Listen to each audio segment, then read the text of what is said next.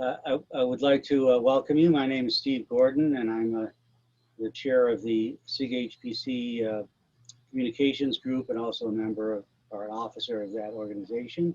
And it's with pleasure today that we have two presenters to talk to you about accessibility questions when it comes to online chat and video software. So without further ado, I would like to turn it over to Dena and Keith Wessel. And you can go ahead, Dena, and share your screen whenever you're ready. It says host disabled participant screen sharing. Oh, my dear. Okay, hold on a second. Okay. That is my #1 hair tearing point with Zoom. Yeah, it'd be really nice if you could set that up before you start the meeting, but it doesn't let you do that. Well, it does if you have preset certain configurations in your account. And you have to know how to do that. Yep. So my first couple of slides were basically who we are and what our job titles are. We could do that while we're sorting out the screen share permissions. Keith, you want to go first? No, you go first. Yeah, go first. Okay. So my name is Dena Strong, and I'm the Senior Information Design Specialist at Technology Services at the University of Illinois in Urbana-Champaign, which is a mouthful. What I do is generally make all the connections. I help people talk to people. I help databases talk to databases. I help people and interfaces get better. I do usability and accessibility assessments.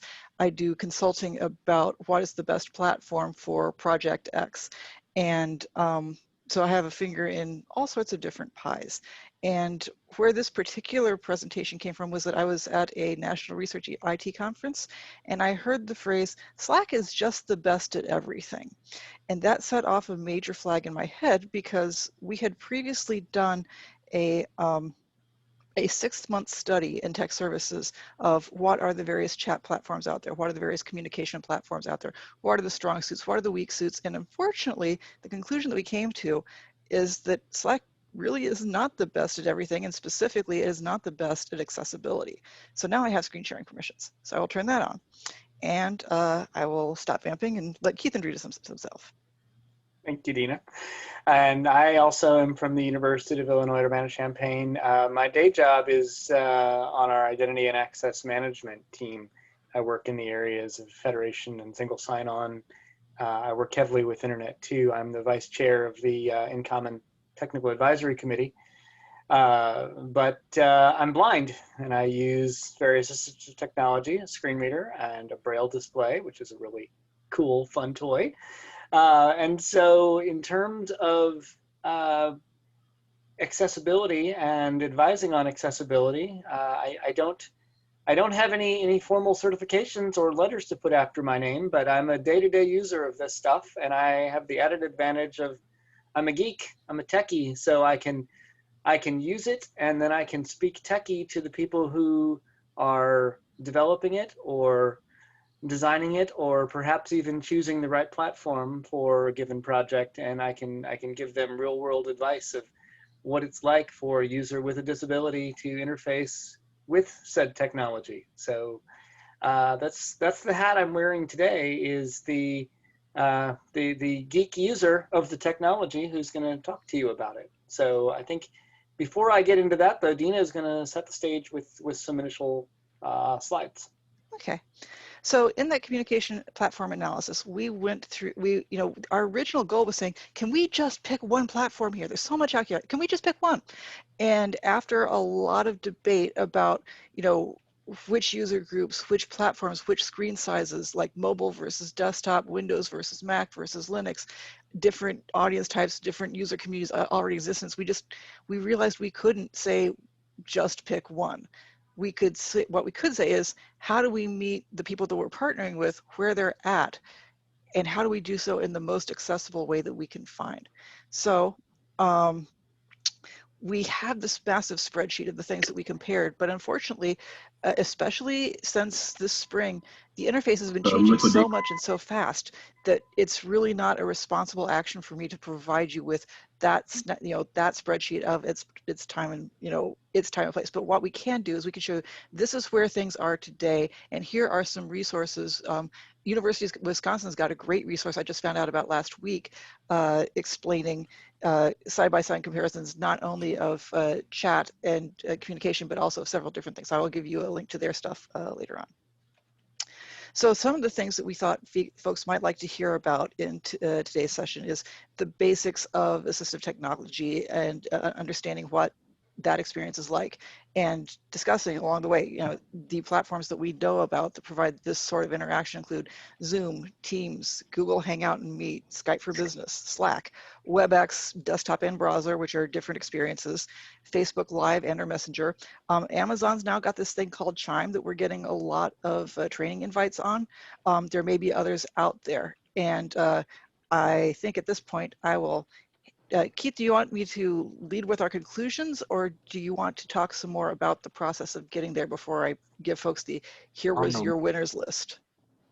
Why don't you go ahead and let the cat out of the bag with the winners list, and then we can give some meat of why things are the way they are from there. So you set the scene, and then I'll give the context.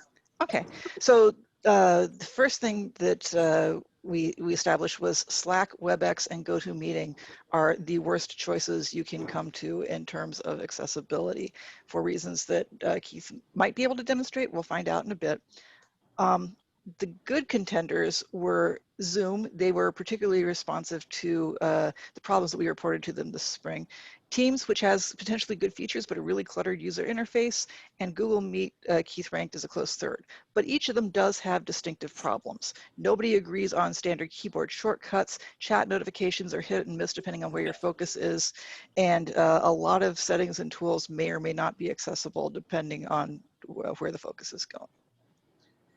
So I've got a list of 3 sets of URLs that may be handy for folks to copy down. One is the University of Wisconsin's Accessibility Guide, which I just discovered last week, and I really love their breakdown of if this is what you're looking to do, this is a good resource, a less good resource. And here's a breakdown or an analysis of the different platforms that they're using. Also, NVDA Screen Reader is free and available to everybody. And the third thing there, which is probably too awkward to try to type, but if you search for NVDA accessibility training videos, the one that I've got linked here is by someone from a group called DQ, which provides information on how sighted folks can replicate the experience of people with visual disabilities while performing assessments of interfaces. And NVDA works across your entire desktop OS, not just the web browser. So is there anything else you would like me to song and dance about, Keith, or shall I hand the screen share over to you? No, that's a good setting the scene. I'll go ahead and take over from you with the screen share. Okay. Meeting in turn, select view. I had the screen share button all selected, and then when you stopped sharing the screen, it moved my focus. Select the window or an share screen. Yeah, it does that for everybody. Whenever screen share goes in or out, it changes the focus of the entire screen. I'm going to share my entire screen just for simplicity's sake here.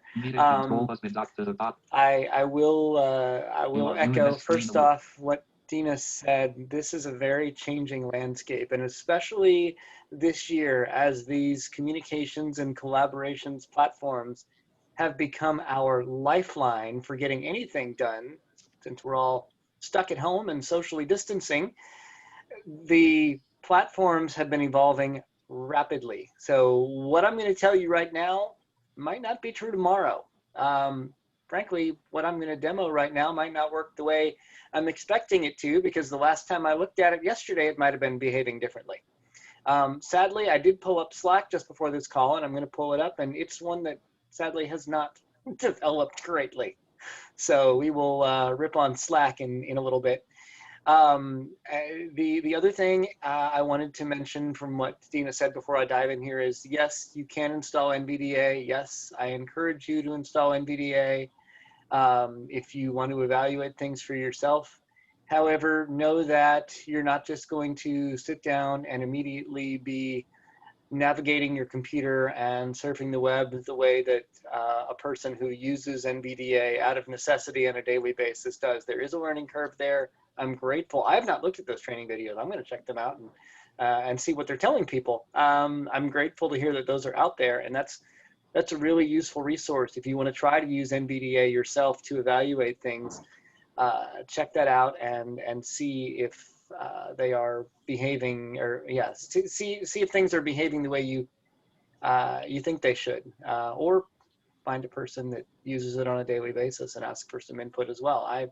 I personally am always willing to help folks on campus here with evaluating things and giving my input to help others who might be interfacing with them using assistive technology. So I have, in addition to been using this screen reading technology for a long time, I've actually been working remotely for 13 and a half years. So this whole doing everything online from home is old school to me. And so I've been using these products for a long time, and it's been interesting to watch the evolution of them this year, especially.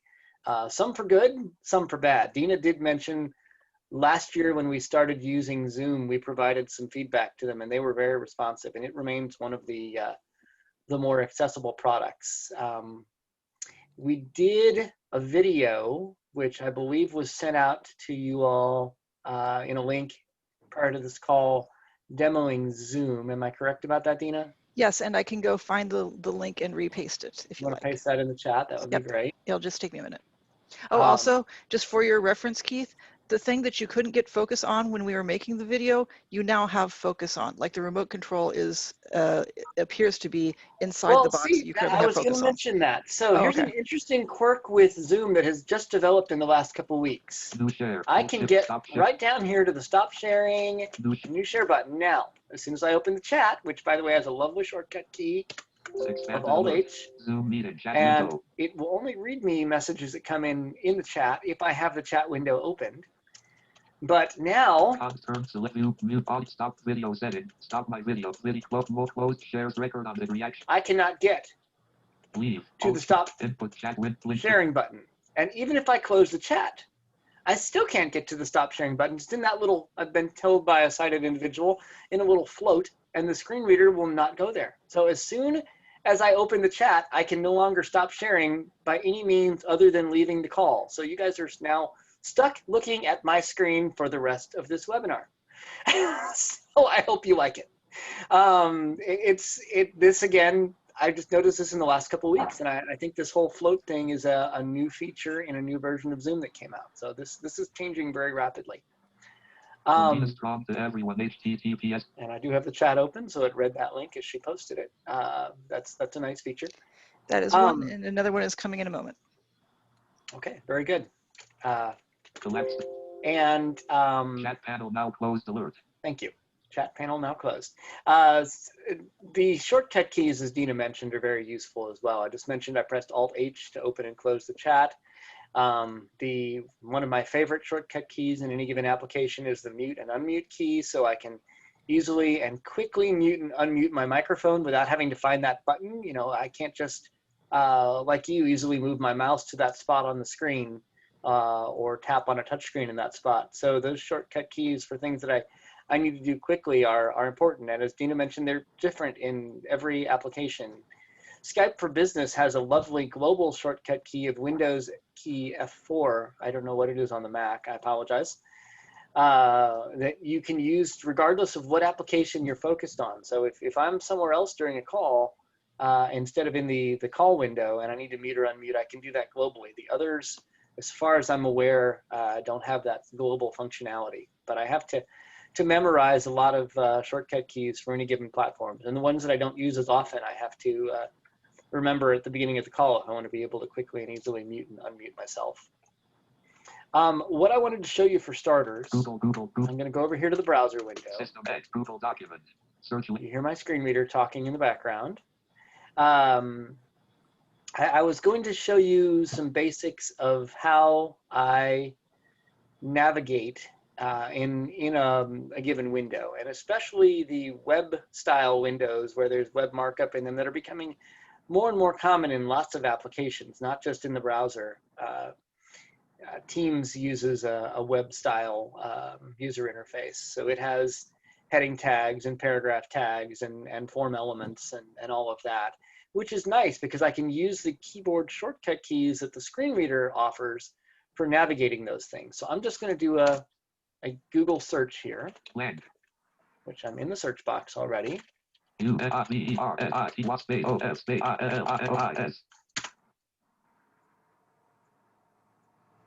of Illinois Google search.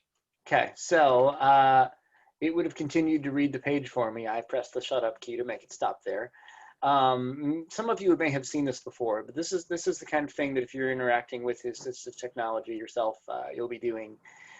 Some of my favorite methods for navigating a page quickly and easily are using heading tags and paragraph tags. So some of my favorite web pages have good use of those elements, as well as good use of form elements. Landmarks are also a good use of navigation. When I'm navigating Google, I will go between my search results by hitting the H key to go between the heading tags. And this is relevant to the communications platforms, as you will see in a moment. Search mode heading level 1. So I'm at my first H1. Main landmark search results Press heading H again. Now it tells me here's the search results. clickable web result with site links heading level 2. Clickable web result with sites links. I'm going to hit down arrow now because I know I want to read within this clickable web result with site links. Clickable visited link.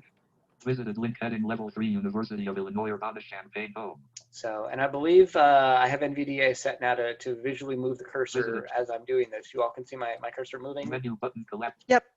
Okay, very good. So yes, Admissions link heading level 3. I can go between the headings on the page. People also ask heading level 2. I can go between paragraphs on the page. However, Heading.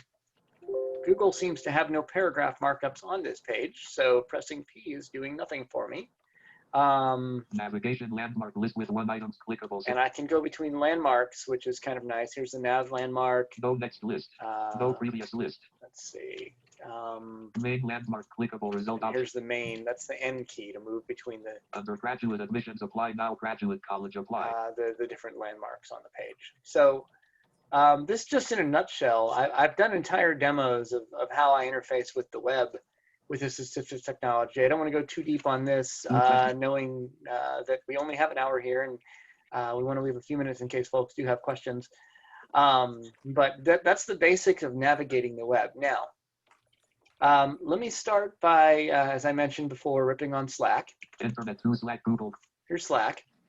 I'm signed into a Slack channel for Internet 2. I'm still even struggling with the concept of Slack. I gather that visually it kind of is self-evident, but it's not evident the way it's presented to a screen reader. So Menu. I'm on this page. Navigation landmark channel sidebar heading. There is one heading tag on this page. It is the channel sidebar. No next head. That is it. There are no paragraph markups. No next list. No previous list. No more text before a block of links. No next frame. There are no next link. Let's see, landmark wise. No previous block quote. Yeah, I'm not finding any landmarks. No previous separator. On this page. There's not much of anything other than a whole lot of links and buttons. So that means the way this is presented to me as a screen reader user is pretty much just a solid stream of links. If I wanted to find something on this page, I would need to either read through it all or do a text search if I knew what I was looking for. But with channel buttons. Dena, are there, in fact, we'll just ad-lib it here for a minute for the sake of demo. Are there, in fact, some links to some posts in this channel on this page? Yes, there are some visible links in chat responses, actually in more than one chat response. Okay, and right now I see I'm in the place where I can post. I can easily post. It's just hard to read what others have posted or find the follow-ups very easily. I can use Slack when I need to, just because I can navigate through this mess. Menu button. But Clickable. I can't do it very efficiently, so I don't spend a lot of time in Slack for that reason. Lightning in common. Channel menu button. So Keith, here's a question from John, which is, are there any region landmarks for each message? Region landmarks. Let's see here.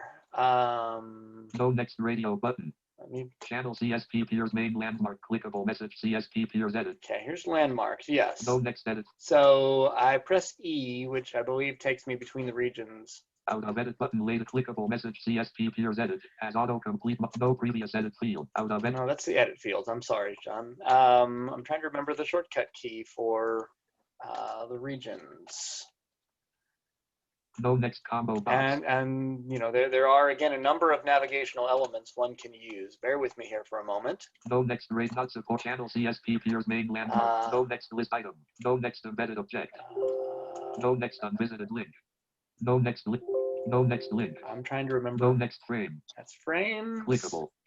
Clickable auto lightning and not in a container. That's end and beginning of containers. No more text after search button. John is asking, could you give us a list of the regions? No next. If I could remember how to do that in NVDA.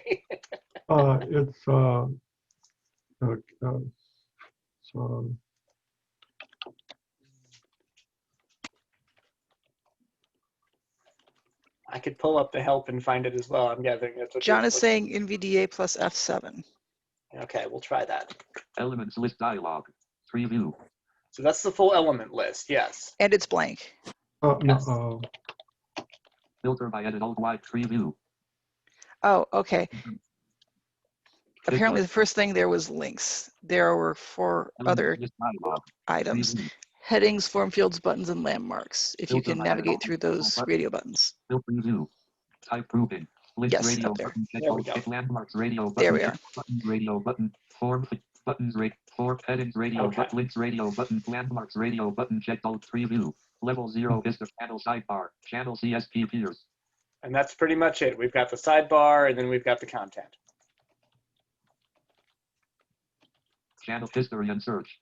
Channel So if CSP I and channel CS go here, button star channel CSP peers. Button collects show items pinned and channel CSP. this is really just kind of the main beginning of the main content of the site. And it's just a string of buttons. Clickable out of edit clickable. And then the Message CSP peers form edit, for posting. Talk, And I mean, I have spent countless attempts to use this. I will say the mobile app is, at least on an Android device, slightly more usable than this. So when I'm at a conference and need to communicate with others via Slack, it can work. I'm still slow doing it, but it is better than the web interface. And by the way, the desktop interface, which I will admit I last tried it over a year ago, so it might have changed, but it was more miserable than the web interface. Menu button sub menu shortcuts. So, John says, doesn't look like they're using them very well. Thanks for looking. no, they're not. And John, thank you for reminding me how to pull that up, because it was a good example of again the further lack of markup of the site. Again, the content is all here, and I can get to it. The problem is the lack of good markup to make my use of it efficient. So, and even on some sites that have some markup that I can learn to live with after a while, our ticketing system that we use here currently is an example of that. It's bad markup, but there's markup. Bad markup is better than no markup. So that's the story of Slack that I wanted to show you. I was going to spend a little time in Teams, but we're not using Teams. Let's see. And Dena, we didn't really show much from the Zoom web interface for settings the other day in the video, if I recall. We did. We went through like you were having trouble getting actually even to be able to see the existence of the settings. So if you haven't seen the video already on that, it's interesting getting to the settings, not within a call, but within your account settings. You can't do that with the regular navigation with the screen reader. You have to go into what the screen reader called forms mode to get into that section, and then basically tab until you're there. And once you're in it, then the screen reader acknowledges its presence. Zoom is doing, this is at least my experience in Chrome. I have not tried it in other browsers, I will admit, but because all of these, just the technology and the way the browsers present it and the way the screen readers interpret it, it's all different. So sometimes it's guesswork. I do also have JAWS on this computer, which is another popular screen reader you've probably heard of. And I will oftentimes, if something is completely unusable with NVDA, I will switch to JAWS, or I'll try another browser. With the NVDA and Chrome in the Zoom settings, once I've tabbed into that region of the page, I can go back into the regular navigation mode, and it's able to read it. But it's sort of an oddity with how they're loading that portion of the page. It seems to be somehow dynamically loaded, and the screen reader doesn't notice it's there until you've tabbed into it. It's a bit awkward, but it works. You know, that's better than the inability to stop sharing my screen once I've opened the chat dialog. I don't know, Dena, were there other things we could highlight from Zoom? I know we're only here at about 2:30.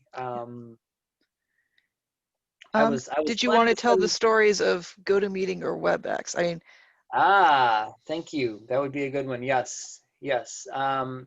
There is a group that I have occasional meetings with that uses GoToMeeting, and it's an interesting one.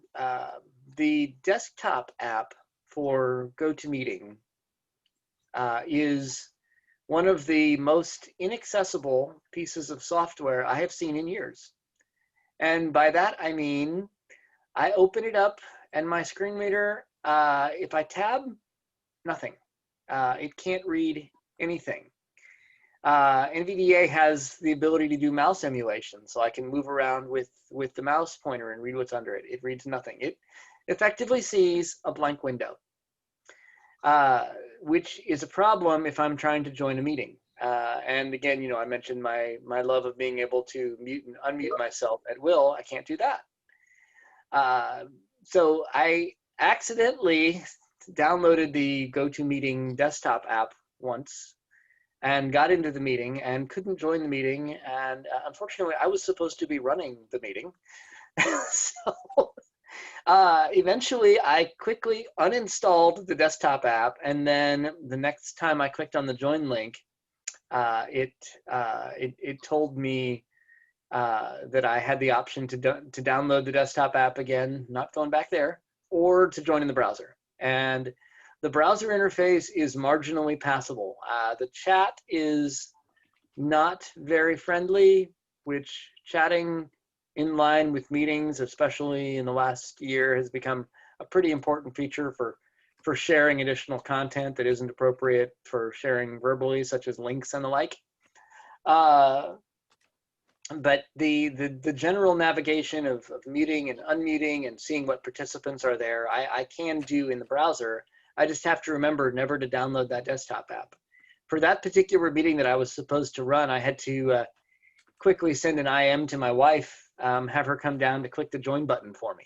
And then I just had to live with not being muted for the rest of the call. It got me into the meeting, but yeah, I have had similar experiences with the WebEx desktop app. It's pretty much identical in that regard. So I stick with the browser interface for WebEx as well. They are definitely at the bottom of the list for accessibility. You know, Slack, if I search that page long enough, I can at least find what I'm looking for. But those two are truly completely unusable with a screen reader. So the experience with Google Meets is very similar. Google Meet is very similar to Zoom in terms of the buttons are all there and easy to get to. They have shortcut keys. In fact, most of the Google products, if you press ? it'll pop up a list of keyboard shortcuts, which is nice if I haven't done a Google Meet in a while and I didn't need to remember, how do I open and close that chat? Or how do I mute and unmute my microphone or turn the camera on and off? I can just press question mark and pull up that full list of shortcut keys. Google Voice does the same thing, in fact, for phone calls. I do believe actually the keyboard shortcut keys between Google Voice and Google Meet are the same for basic functions like muting and unmuting, which is nice to have that parallel at least. Patricia F. Anderson has joined the meeting. The chats are useful in Google Meet as long as you have that chat window open. Otherwise, you don't hear that someone chatted. I will say for Zoom, and we demo this a little bit, even if I'm in another window, let's say I'm presenting something and I'm in another window, if I have that chat window open, it will tell me that someone has sent a chat message and what it is. So it is nice if I'm giving a presentation like this that I can hear the question come in as it comes in without having to change focus. Zoom is very good about that. And it's probably the only product I know of that will read that message to me, regardless of where my focus is. I think sometimes it will work in Microsoft Teams, but generally I have to be in the Teams window to hear the messages. The downside of Zoom doing that, of course, is if it's a busy chat window and I'm actually trying to read something, my screen reader keeps getting cut off by the announcements from Zoom. So I have to go and close that chat window so that I can actually hear what I'm trying to hear. So that's a pro and a con. Other things worth sharing, Dena, or shall we just see if folks have questions at this point?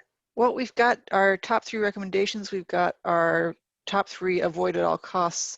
Do you have anything in the middle of that list, or does anybody on the call have a particular platform they'd like to know about?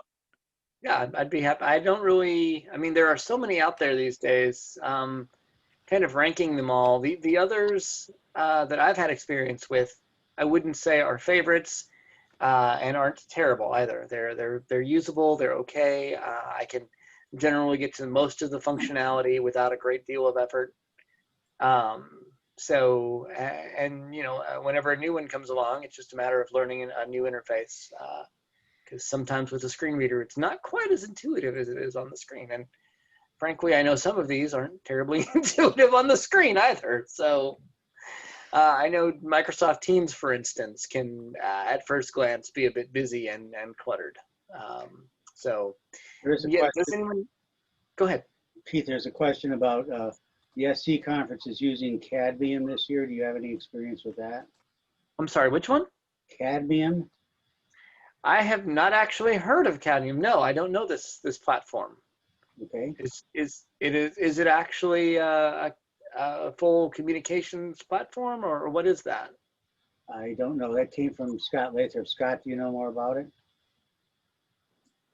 Nope, just learning to use it next week. Okay. I don't know much about it, Keith. I'm sorry, but No, that's fine. great to hear from you. Yeah, good to hear your voice, Scott. Scott was one of my first bosses going all the way back to high school at NCSA. So good to hear your voice again, Scott.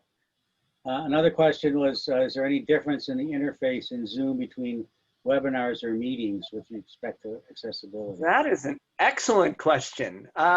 No, the user interface is virtually identical. Thankfully, Zoom has done a nice job across their whole suite of platforms of communications offerings to make that the same. So the shortcut keys are the same, the interface is the same. Of course, you know, when you're in the webinar mode as an attendee, you don't have as many buttons. So the controls are fewer, but those that are there are virtually identical. So I've had very good success with the Zoom webinars. Someone also posted a link to the cadmium stuff in the in the chat window. It's just for people's information. I may take a look at that. I'm not sure if I'll be able to actually get into a call that uses it to see what it's like, but that's worth checking out. There seems to be new ones coming out of the woodwork this year. So and those that were there before are maturing, for better or for worse. Yeah, I think there's a lot of product out there now for hosting conferences. I know the WebCon at Illinois has been looking at a couple different products, and Lori Lane here has been trying to look at the accessibility and provide feedback. That's good. That's good. Yeah, Internet 2 has some conference activities coming up this month, and they're using Zoom, partnered with Canvas, for actually putting together all the links and the programs and sort of the out of session communications and schedule information, which is good because I've had good experience with Canvas just in terms of information presentation. But I was glad to see they were going to use Zoom for the actual presenting of sessions and the interacting, because it works well, as I've said. Two other things that were mentioned in the chat are AirMeet and Hopin. AirMeet I have never heard of. Sounds like it should be an Apple product. It says it's from India. Yeah. Okay, all right. And what was the other one? I'm sorry, Steve. Hopin, it says. Hopin. Okay, I feel like I've heard of that one somewhere, but I have not had any experience with it either. I apologize.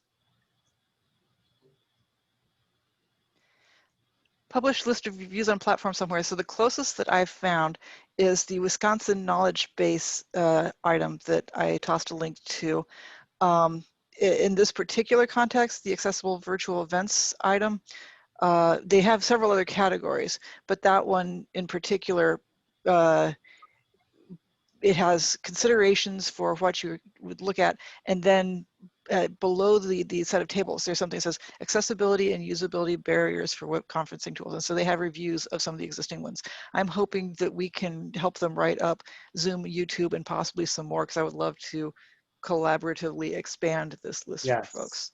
Yes, that would be good to, and indeed, I would be glad to work with you on that. That would be good to kind of beef those up and get some more in there. And if there are others that folks have had experience with that we don't have access to, and they have useful feedback, whatever we can do to get more in there, because this is definitely an expanding landscape at this point. Another question that just came up is, are there any open source or hackable remote collaboration platforms that would allow community developers to overcome some of the accessibility shortcomings of the major platforms? If there aren't, there should be. So my understanding is that Discord is open source, but the community that uses it is much more gamers and recreation than business. I don't know how it compares to Slack. I mean, I know conceptually it is very similar to Slack, but I don't know implementation-wise whether it's similar or not. But I do know that it was designed to be sort of the open source non-tracking version of Slack.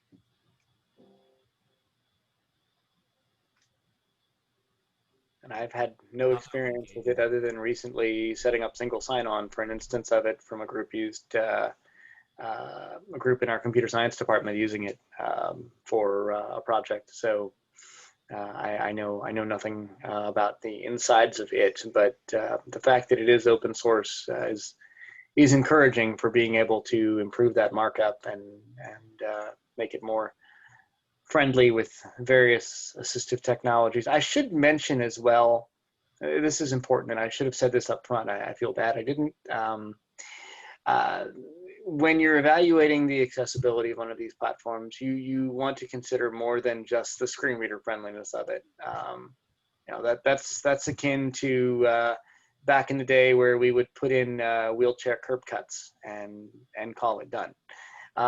That's very focused on a specific disability. But you know, you need to consider obviously things like the contrast and text sized adjustability for folks who do have usable vision, but it's low vision.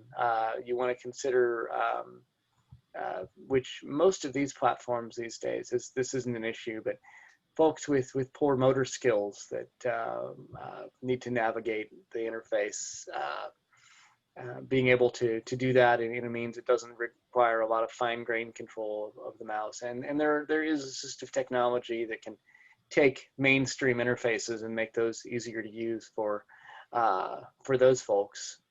So yeah, there are a number of angles to consider beyond just, does it work with NVDA? Okay, great, and let's move on.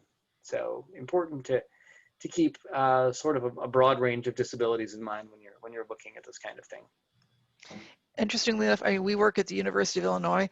The particular shade of orange and blue that had been chosen in our official marketing colors for a while, when you put one of them on the other, for people who were colorblind in that range, they were basically seeing a blank page. And so I believe they've adjusted that recently. Scott wondered how you managed to get Zoom to listen and respond to you so quickly. You know, it was before this year when they were so busy. This was, I believe, we reached out to them early last year, early 2019, and they were still a relatively smallish company, if you will. We came to them with a specific list of technical issues with their chat, with some of the buttons in the interface, and they were all relatively easy to solve. And it seems like within about 2 months, they had a new version pushed out that fixed them. So there is one that we reported to them that they still haven't fixed. It's in the chat, which we demo in the video. If you haven't seen that yet, you can check it out. But it wraps around with the arrow keys. So if I'm on the first chat message and I hit up arrow, it takes me down to the last chat message, and I don't even know it wrapped around. So, you know, if I keep going waiting for it to get to the end, I could think it was a very, very long chat. And gosh, I feel like I've heard these messages somewhere. So it's something we told them about that they still haven't fixed. And obviously they've been a little swamped this year with, if you're following tech news, they were swamped with a number of serious security issues this year that were definitely a priority. But yeah, Scott, that's a good question. I think we just caught them at the right time, and we gave them the right lingo, and they seemed to want to address things. So it was good. There's mentions of a couple of other things, something called Shindig. That's somebody noted. I have heard of Shindig. I feel like I know someone that was using Shindig. Several people said it's awful, so maybe you can bother. Well, then we'll just stop there. If it's bad for site-dependent users, if you will, then we won't even try it with a screen reader. Yeah, I can't remember who I knew that was looking at that, but there's probably a reason they didn't follow through with it. Is there another one, Steve, that you had? Yeah, Aaron says, do you have a favorite piece of non-web conferencing software that does accessibility really well? Non-web conferencing software. Okay. And we're going to go outside of the browser here too, because that's really dependent upon the site that you're on and not just the browser. But you know, I've got to say, it's not too often that I say good things about Microsoft, but the Office suite has been good for a long time and has gotten continuously better. Microsoft has actually really been doing a good job overall for the last few years in the world of accessibility. Now, when they came out with their first version of Skype for Business, it was called Link back then. I heard from a Microsoft developer that it was their first official product release written in C#, and they didn't know what they were doing. It was very similar to the experiences I told you about with WebEx. It was completely unusable. And I felt bad because we were starting to use it here on campus. People would send me an instant message and they'd email me a couple days later, did you get my IM? And I'd have to write back and say, no, I'm sorry, I can't use Link. I was given an IP phone, piece of hardware, instead of using the software client. And that was good enough to at least keep me communicating. But they've come a long way. Even before Skype for Business rolled out, they were also receptive to our complaints about the link issues. We gave them a long list. Because we were pushing it out for such major use across campus, they knew it was a priority and potentially a lawsuit waiting to happen, and they dealt with it. But in terms of, I spend a large portion of my day in Outlook, the desktop Outlook client. I use Word quite often. Excel has improved drastically with accessibility. I even discovered, and I was so proud of myself for this, a couple of years ago, how to start making my own PowerPoint slides that only need minimal edits by a sighted person when I'm done before I present them. So the fact that PowerPoint, which by nature is such a visual piece of software, that I can get in there and create slides that are almost right from the get-go is I think a testament to Microsoft's efforts there. The Outlook 365 web interface still has a ways to go. They're trying hard to make the web interface look like the desktop interface, and some things get lost in translation there with the screen reader's interface with the browser. But the desktop applications are, I'd say, pretty stellar. It's the first one that comes to mind there. Nick Hoyt's asking, where in the list do you place Skype for Business? I'm sorry? Where in the list do you place Skype for Business? Skype for Business. We had that one in the middle, if I recall, didn't we, Dena? Yeah. I don't know if it made officially onto the slide. Yeah, and we didn't put the middle ones in there. Dena and I talked about this one before the webinar today. So Skype for Business, like I said, it's much better than it was with that first version of Link written in C#. I can use it. Now, with that said, it's using an older technology platform. And by that, I mean, it's not built like a web page interface, similar to what we see in Teams. And it's a bit clunkier than the interface in Zoom. A good example, one of my favorite examples for the accessibility of these is the chat. I mean, obviously there's the basic starting point of, can I get to the basic buttons? Can I make a call and answer a call and share content? And that all works fine. The chat works, however, the chat does not always, sometimes it does, but it does not always read to me when a new message comes in. And what I have to do when I'm having an IM conversation with somebody in the Skype for Business is pretty much position my focus on the chat portion of the screen and just use the arrow keys to see when something new has come in. So it can get a little obnoxious having to sit there, especially if I'm waiting several minutes for somebody to respond to something. I will wander off. Now it does have the nice feature, if my focus is somewhere else, of doing a little ding to tell me when a chat came in. So and Teams does that as well sometimes, not always. I sent 3 people IMs in Teams this morning. They all 3 responded to me, and I only got a ding from one of them. I don't know what happened to the other 2. But Skype for Business is fairly consistent about the audio notifications of new IMs coming in. And I also mentioned earlier, it has my favorite mute-unmute shortcut because it's a global shortcut. Regardless of what application I'm in, I can just use that Windows key F4 to mute and unmute. Are there any other questions or comments? So Keith and Another platform, go ahead, please. No, go ahead. Keith. Go ahead. Another platform that we didn't talk about, and I'm not sure how much it's in use these days, is BlueJeans. I used to use it quite a bit for Internet 2 meetings, and they moved everything to Zoom sometime last year, I believe. BlueJeans is another one that sort of falls in the middle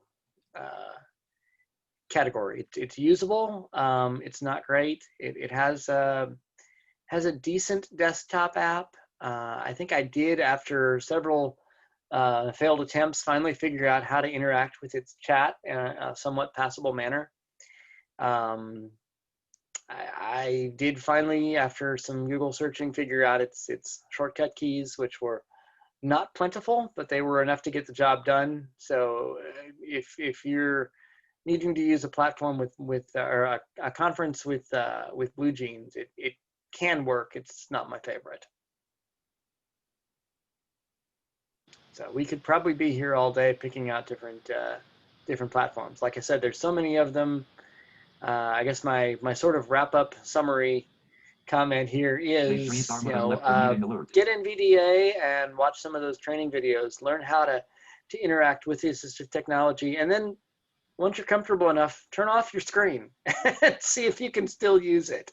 And also consider other disabilities besides just those using screen readers to fully understand, is this going to work for the broadest possible audience. And if you're not going to be using the chat heavily, or other functions heavily, then some of them are better in some areas than others. So maybe one product that has a pretty pitiful chat will work fine for you, because you don't need that. So give it a try and learn how to interact with some of that assistive technology, or find someone that uses it on a daily basis and ask them for some input.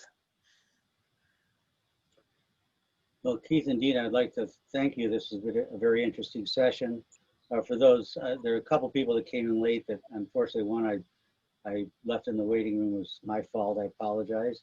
But we will be, I will be posting this video of the conference sometime in the next day or so. And I will send a link out to the SIG HPC mailing list, and also post that link on the SIG HPC education web pages. So if anyone wants to go back and look at them, and also I think I've saved the chat window, and I'll try to post that, because that had a number of extra links in it, and so on. So thank you again for making the presentation, and thank you all of you for attending, and hope everybody has a good rest of the day. Thank you everyone for attending. Thank you for coming.